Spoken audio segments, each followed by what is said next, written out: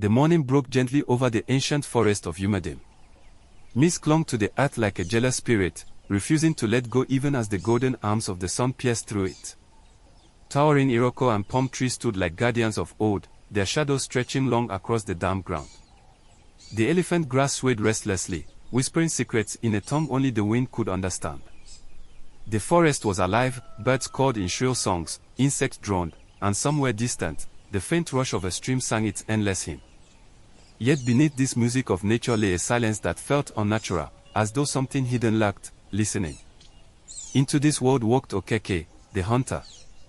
Okeke was lean, his body carved by years of wrestling with the forest trials. He wore only a simple loincloth, a bow slung across his shoulder, a quiver of arrows at his back.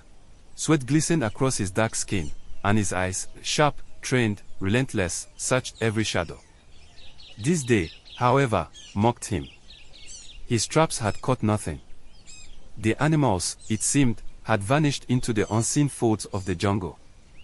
Frustration gnawed at him as he pushed deeper into the thickets, feet crunching against dry leaves, heart heavy with defeat.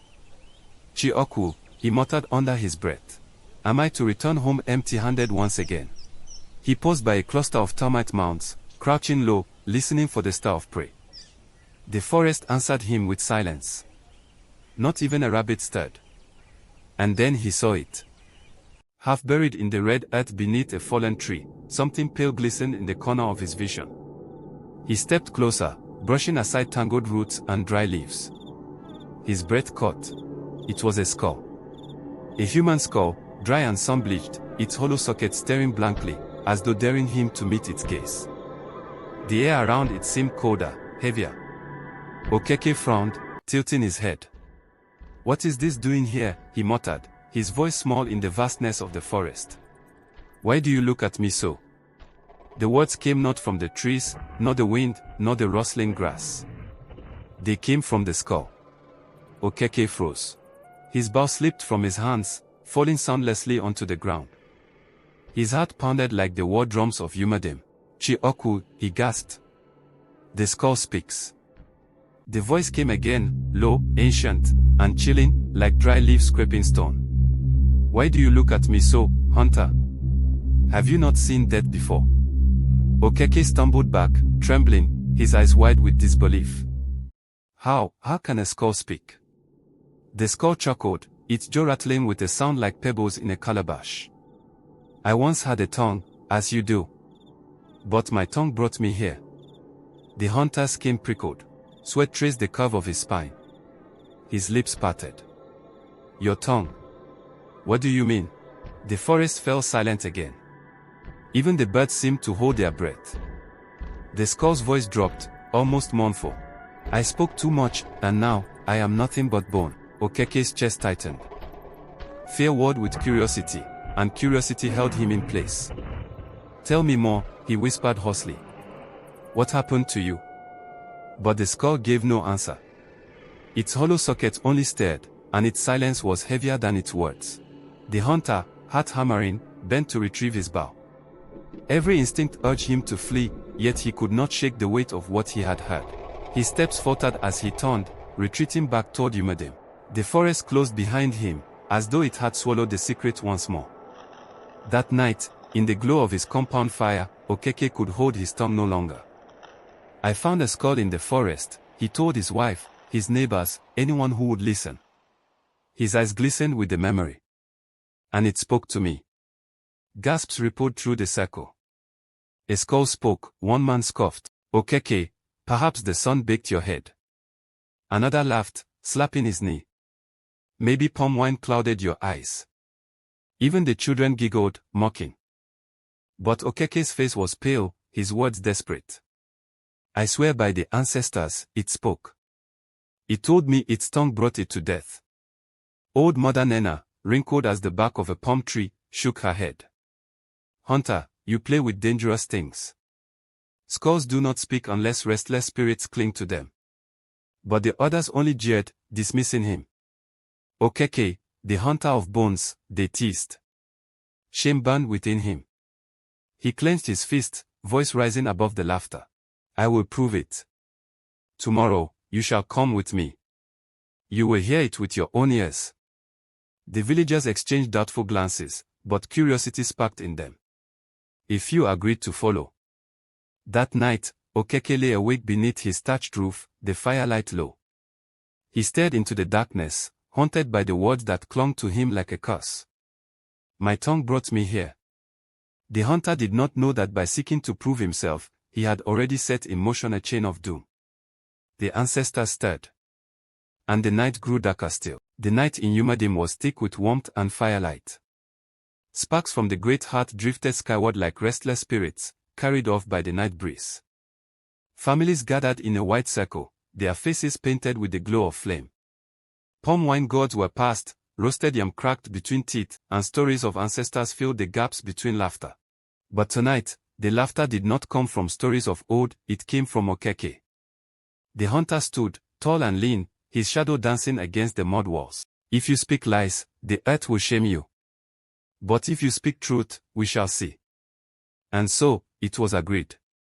At dawn, they would follow the hunter into the forest. Morning broke with the cry of roosters. Mist rolled across Yumadim's field as villagers gathered at the edge of the forest. A fallen tree lay crooked across the earth, its roots jutting like twisted fingers. Beneath it, pale against the red soil, lay the skull. There. Okeke shouted, his voice thick with triumph and fear. Behold! This is the skull that spoke. The crowd surged forward. Torches flickered against the bone, painting it orange and gold.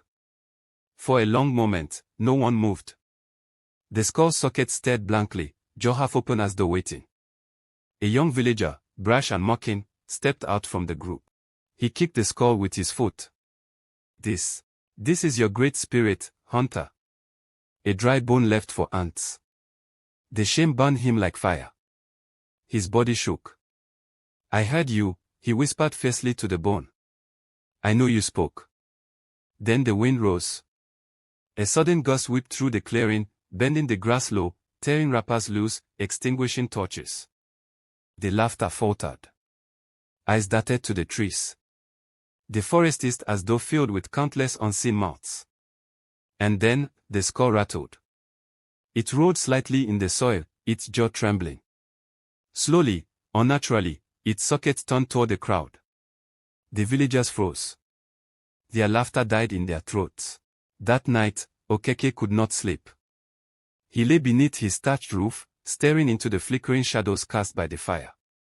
His wife turned restlessly beside him, muttering in her dreams, but Okeke's eyes were wide. By morning, the ridicule had spread like wildfire. Children ran through the village, chanting songs of mockery. Musical note: Okeke talks to bones. Bones that cannot speak. Hunter of skulls. Madman of the forest, musical note. The men slapped their thighs with laughter, the women shook their heads, and Okeke could barely walk through the square without their eyes burning into him. Pride and anger clawed at his heart. He stormed to the elder's hut, demanding to be heard. You must believe me, he cried, his voice breaking. I am not mad. The skull spoke, I swear it before the ancestors. The elders sat in silence, their eyes heavy with disappointment. At last, the oldest among them, Izudo, spoke. Okeke, you bring shame to yourself and mockery to this village. Spirits are not toys to prove a man's pride. If you chase shadows, then shadows will claim you. The crowd outside roared with laughter. Okeke trembled, rage and humiliation boiling over. Then come again, he shouted, pointing to the forest. Come again, and this time it will speak. But the elders shook their heads. One spat into the dust. Another waved him away. Go, hunter. You waste our time. Okeke's heart cracked. He staggered from the hut, the villagers jeering at his back. Every step echoed with that whisper, dark, mocking, inevitable. He returned to the forest, alone.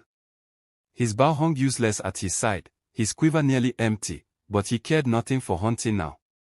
His feet carried him as though drawn by unseen hands, deeper and deeper into the thickets, until at last he reached the gnarled tree. The skull still lay there, pale and waiting.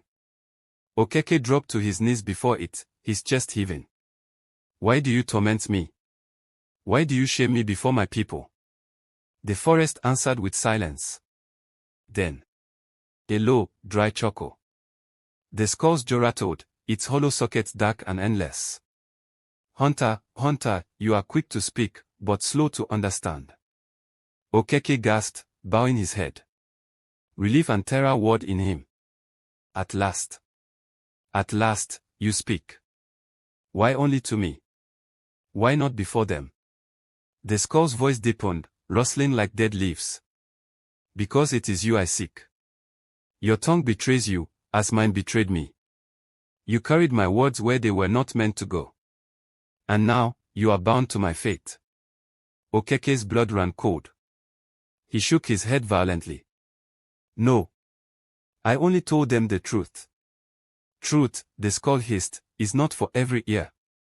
I warned you, my tongue brought me here. And now, your tongue has prepared your place beside me. Okeke stumbled back, horror twisting his face. No. Ancestors, no. But the skull only laughed, the sound echoing unnaturally, bouncing through the trees like many voices at once. Days passed. The villagers grew tired of mocking, some pitied the hunter, others feared him. For Okeke grew gaunt and hollow-eyed, wandering the forest more than the village. He spoke less to men and more to shadows. One evening, a cry rang out from the forest. Hunters found Okeke's body sprawled beneath the gnarled tree. His bow lay broken, his face frozen in terror. And beside him, the skull. When they lifted his body, a strange silence fell. For though his lips were still, some swore they heard a whisper drift through the air. My tongue brought me here. Fear seized them. Some fled at once. Others buried him quickly, never daring to speak of it again. But old Mother Nena lingered, her eyes sharp and knowing. She struck her stick into the ground. So it is as the ancestors warned. Words are spirits. Once spoken, they cannot return. Let this hunter's fate be a lesson, guard your tongue, lest it carry you where your feet would never go. The skull was never seen again. Some say it sank back into the earth. Others whisper it still waits in the forest, listening for the next man whose tongue betrays him. And so the tale spread, of Okeke, the hunter who mocked death, and of the talking skull that revealed the dark truth. That sometimes, it is not hunger, nor war, nor sickness that brings a man to ruin, but his own tongue. The fire crackles, the night deepens, and the ancestors sigh. Like and subscribe for more amazing African folktale and true crime.